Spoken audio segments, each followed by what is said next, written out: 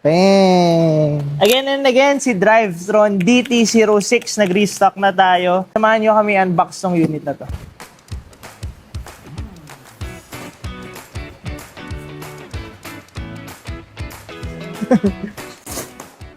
Bang!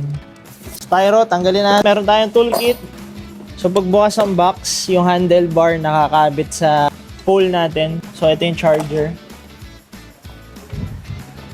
Kailangan nyo lang i-lock yung pole. Simulan na natin assemblein to. Let's go. Meron tayong charger, kickstand, manual, toolkit, few bolts para dun sa tapalodo. Ito yung Allen tools. 4 na bolts para sa handlebar and 2 bolts para sa stand. Ayan, so handlebar kailangan kabitin. Tapalodo kailangan kabitin.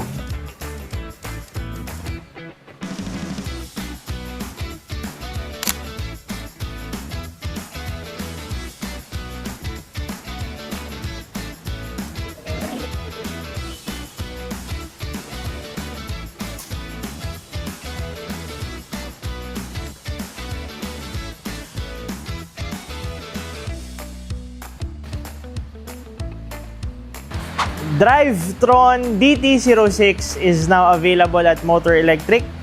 Quick specs check tayo para sa inyo.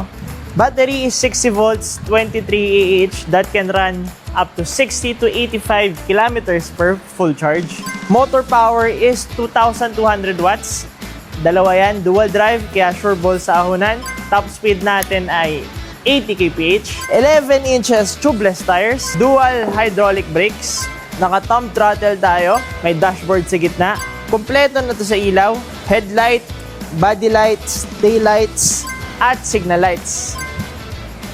Naka C-type suspension to kaya maganda ang labanan sa mga lubak. At meron tayong NFC key para buksan and sarado yung unit.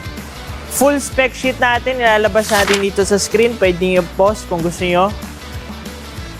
If interested kayo, kindly message our Facebook page, Iviraway.